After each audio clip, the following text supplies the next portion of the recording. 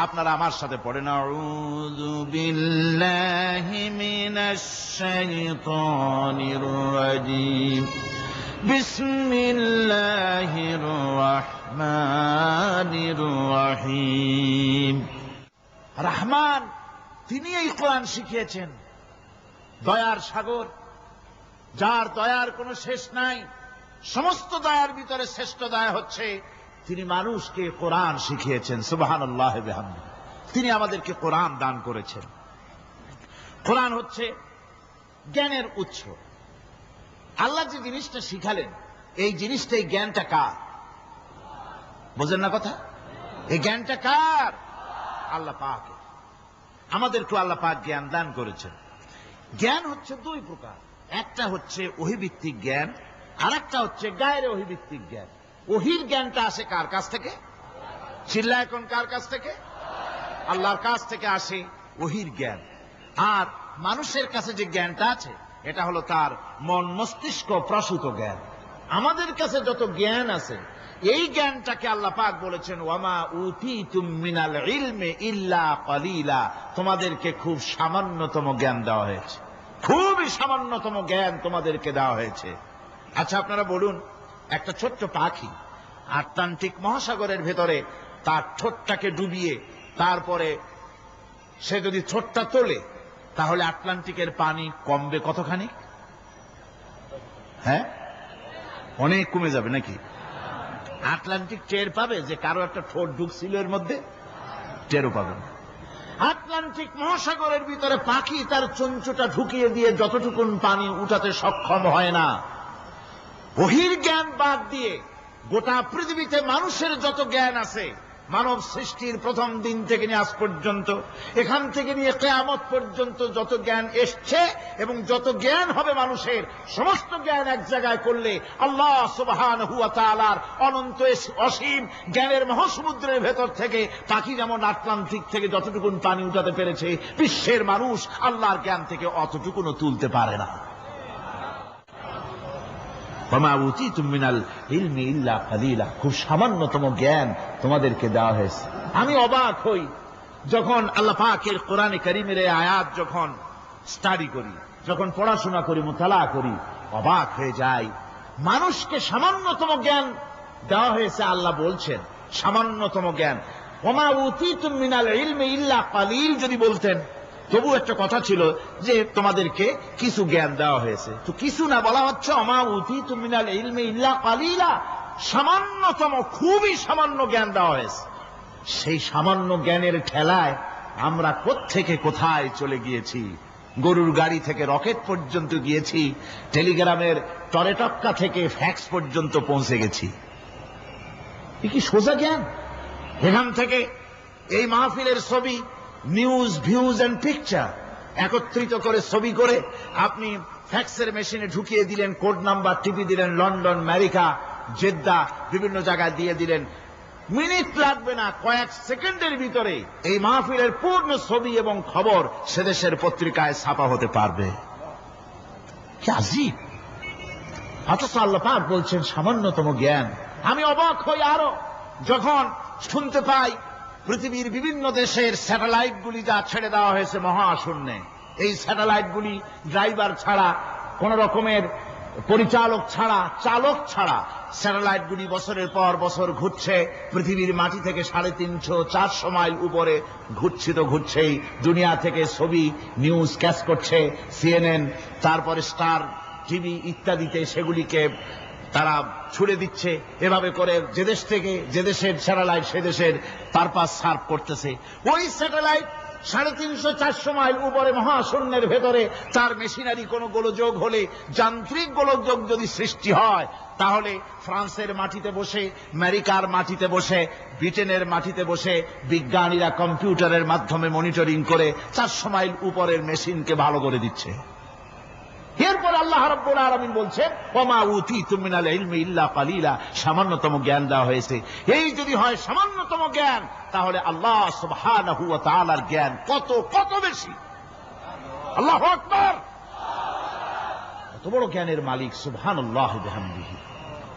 সেই মহান আল্লাহ পাকের পক্ষ থেকে এসেছে কোরআন। কার পক্ষ থেকে? قد جاءكم من الله نور وكتاب مبين আল্লাহ রাব্বুল আলামিন বলেন, আমি আল্লাহর পক্ষ থেকে তোমাদের জন্য এসেছে আলো, তোমাদের জন্য এসেছে নূর, আর তোমাদেরকে আমি দিয়েছি একখানা কিতাব, স্পষ্ট কিতাব দিয়েছি, নূর দিলাম, আলো দিলাম। সে আলো হলেন জনাবে মুহাম্মদুর রাসূলুল্লাহ সাল্লাল্লাহু আলাইহি ওয়াসাল্লাম। আর আমি যে তোমাদেরকে কিতাব দিয়েছি সেই কিতাবের নাম কোরআনে কারীম। একখানা কিতাব দিলাম যার নাম কোরআন শরীফ, একখানা কিতাব দিলাম আর একটা আলো দিলাম তোমাদেরকে। আল্লাহ পাক বলছেন তিনি দয়াবান রহমান, তিনি আমাদেরকে কোরআন শিখিয়েছেন। এই কোরআনের নাম কে রেখেছে? কে রেখেছে কোরআনের নাম? আল্লাহ। নাম শুধু কোরআনের নাম কোরআন নয়, শুধু কোরআনের নাম কোরআন, কোরআনের নাম ফুরকান, কোরআনের নাম হুদা, কোরআনের নাম শিফা তানজিল, কোরআনের নাম কিতাব, কোরআনের নাম জিক্র। অনেকগুলি নাম আল্লাহ নিজেই কোরআনের নাম রেখেছেন। কোরআন এর অর্থ হল সর্বাধিক পঠিত, সর্বাধিক পঠিতব্য, বহুল পঠিত। কোরআন শরীফ নাজিল হওয়ার আগে এই নাম আল্লাহ পাক দিলেন। আর আজ দেখা গেল পৃথিবীর বুকে কোরআনের চাইতে বেশি পড়া হয়েছে এমন একটা বইয়ের নাম কোন? বলেন, এমন একখানা কিতাবের নাম বলেন যে কিতাবখানা কোরআনের চাইতে সবচাইতে বেশি পড়া হয়েছে, এমন একটা কিতাবের নাম বলতে পারবেন? পারবেন না। কোরআন সর্বাধিক পঠিত কিতাব। আল্লাহ রাব্বুল আলামিন এই কিতাবকে অবতীর্ণ করেছেন। আলিফ লাম রা কিতাবুন আনজালনাহু ইলাইকা লিতুখরিজান নাসা মিনাজ যুলুমাতি ইলান নূর। আলিফ লাম রা।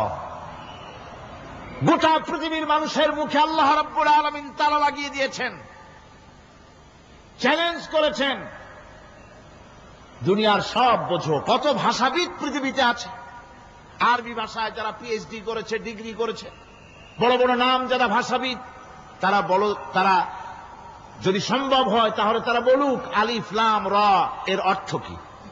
আলিফ লাম মিম হা মিম আইন সিন কফ ইয়াসিন তাহা, পারবে কেউ এর অর্থ করতে? ওয়াল্লাহু আ'লামু বিমুরাদি। এর অর্থ কেবলমাত্র আল্লাহ এবং তার বান্দা, যার প্রতি এই কিতাব অবতীর্ণ করা হয়েছে, তিনিই বুঝতে পারেন। আল্লাহ পাক বলছেন কিতাবুন আনজালনাহু ইলাইকা, আমি আপনার প্রতি একখানা কিতাব অবতীর্ণ করেছি, লিতুখরিজান নাসা মিনাজ যুলুমাতি ইলান নূর। একখানা কিতাব দিয়েছি, সুবহানাল্লাহ বিহামদি। এমন একখানা কিতাব দিলাম যেই কিতাবের সম্পূর্ণ কিতাবখানা 30 পারা কোরআন শরীফে কিতাব, যার প্রতিটি সূরা কিতাব, যার প্রতিটি আয়াত কিতাব, যার প্রতিটি শব্দ কিতাব, যার প্রতিটি অক্ষর কিতাব। এমন বিশাল কিতাব আল্লাহ রাব্বুল আলামিন আজিম কিতাব দান করলেন। আল্লাহ পাক বলেন এই জন্য দান করেছি যাতে করে আপনি মানব মণ্ডলীকে অন্ধকারের ভিতর থেকে আলোর দিকে নিয়ে আসতে পারেন। এই জন্যই এ কোরআন আমি আপনার প্রতি নাজিল করেছি। কোরআনে কারীম আল্লাহ পাক অবতীর্ণ করেছেন মানুষের কাছে, অর্থাৎ রাসূল করিম সাল্লাল্লাহু আলাইহি ওয়াসাল্লামের কাছে। এক সময় এইভাবে নাজিল হয়নি, 30 পারা কোরআন একসাথে আসেনি। এসছে কিভাবে? ধারাবাহিকভাবে আস্তে আস্তে একটু একটু করে আল্লাহ পাক অবতীর্ণ করেছেন। এই কোরআন আল্লাহ নাজিল করলেন, তিনি বললেন আর রহমান আল্লামাল কোরআন। রহমান, তিনি কোরআন শিক্ষা দিয়েছেন, এমন কোরআন যে কোরআনে কোনো ভুল নাই। যেরকম সুবহানাল্লাহ। দেখেন যত রকমের বই মানুষে লেখে, বাংলা, ইংরেজি, উর্দু, ফার্সি, যত রকমের ভাষায় হোক, যত বই লেখা হয়, বইয়ের ভূমিকায় গ্রন্থকার তিনি লেখেন এই বই লিখতে গিয়ে ভুল ভ্রান্তি হয়ে যেতে পারে, যদি কারো চোখে ধরা পড়ে জানিয়ে দিলে পরবর্তী সংস্করণে তা পরিশুদ্ধ করতে বাধ্য থাকিব। এরকম কথা বলে না? না, এরকম বলে যে আমি একখান বই লিখছি, এ বইয়ের মতো নির্ভুল বই আর কেউ লিখতে পারে নাই। এমন বাপের বেটার পৃথিবীতে জন্মায়েছে কেউ? কেউ জন্মিয়েছে? কেউ জন্ম। এবং বইয়ের সূচনায় কোন গ্রন্থকার নিজের প্রশংসা দিয়ে বই শুরু করে না, বই শুরু করে নিজের দুর্বলতা দিয়ে। বই লিখতে গিয়ে ভুল হতে পারে, ছাপার ভুল হতে পারে, আমার ভুল হতে পারে, এটা সবাই লেখে। এই একখানা কিতাব তামাম পৃথিবীর বুকে অদ্বিতীয় কিতাব।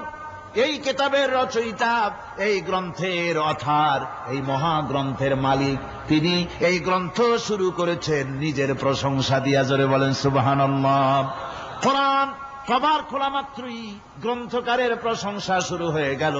আলহামদুলিল্লাহি রাব্বিল আলামিন। পড়েন সবাই, আলহামদুলিল্লাহি রাব্বিল আলামিন। সমস্ত প্রশংসা, যাবতীয় প্রশংসা ওই আল্লাহ সুবহানাহু ওয়া তাআলার, যিনি तमाम বিশ্ব জাহানের যিনি স্রষ্টা, পালনেওয়ালা রব। সুতরাং তার প্রশংসা দিয়ে শুরু হলো। বইয়ের অথার যিনি, কিতাবের অথার যিনি, গ্রন্থের মালিক যিনি, তার নিজের প্রশংসা দিয়ে বই শুরু হয়ে গেল। সামনে এগোলেন, এবার কিতাব সম্পর্কে চিন্তা আসতে পারে ভুল টুল আছে নাকি। কিতাব খোলা মাত্রই প্রশংসার পরে দেখতে পাবেন যালিকাল কিতাবু লা রাইবা ফীহি। এই কিতাবের ভিতরে, এই সেই কিতাব যার ভিতরে কোনো ভুল নাই, কোন সন্দেহের অবকাশ নাই। বিরাট চ্যালেঞ্জ আল্লাহ পাক করেছেন। পৃথিবীতে আল্লাহকে অস্বীকার করেছে এমন বহু পাপিষ্ঠ নরাধম নরপশু মানুষ মানব সমাজে জন্মায়েছে যারা আল্লাহকে অস্বীকার করেছে। আছে না? আছে না? কিন্তু একথা কেউ আজও বলেনি যে কোরআন শরীফ মানুষের তৈরি। একথা বলে কেউ প্রমাণ দিতে পারেনি, একথা বলার সাহস কেউ রাখে না। তার কারণ, কেউ যদি বলে যে কোরআন মানুষের তৈরি, তাহলে তাকে বলা হবে যে তাহলে মানুষের তৈরি যখন, তুমিও তো মানুষ, একখানা তৈরি করো। আজ পর্যন্ত এই চ্যালেঞ্জের মোকাবেলা কেউ করতে পারেনি। আল্লাহ রাব্বুল আলামিন বলেন, আম ইয়াকুলুনা ইফতারাহু কুল ফাতু বিসূরাতিন মিন মিসলি ওয়াদউ মান ইসতাতা'তুম মিন দুনিল্লাহি ইন কুনতুম সাদিকিন। ও নবী, ওরা কি কথা বলে যে কোরআন মানুষের বানানো? যদি তাই হয়, আপনি বলুন যে তোমরা তোমাদের যত রকমের সাহায্যকারী আছে সমস্ত সাহায্যকারীদের সাথে নাও আর কোরআনের সূরার মতো করে সূরা বানাও। এরপরে আল্লাহ রাব্বুল আলামিন আবার চ্যালেঞ্জ করলেন, কুল ইন ইসতামা'তিল ইনসু ওয়াল জিন্নু আইয়াতু বিমিসলি হাদাল কুরআন। আপনি বলুন, तमाम পৃথিবীর মানুষ আর জেনেরা সব একত্রিত হয়ে যাও, সবাই একত্রিত হয়ে কোরআনে কারীমের সূরার মতো করে সূরা বানায় নিয়ে আসো যদি তোমাদের পক্ষে সম্ভব হয়। আল্লাহ পাক বলেন, লা ইয়াতুনা বিমিসলিহি ওয়ালাউ কানা বা'দুহুম লিবা'দিন যাহিরা।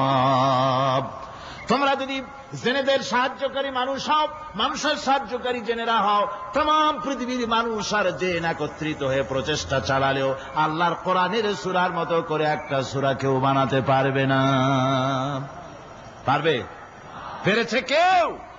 আজও পর্যন্ত কেউ কোরআনে কারীমের সূরার মতো করে একটা সূরা কেউ এই পৃথিবীতে বানাতে পারেনি, কারো পক্ষে এটা সম্ভব হয়নি।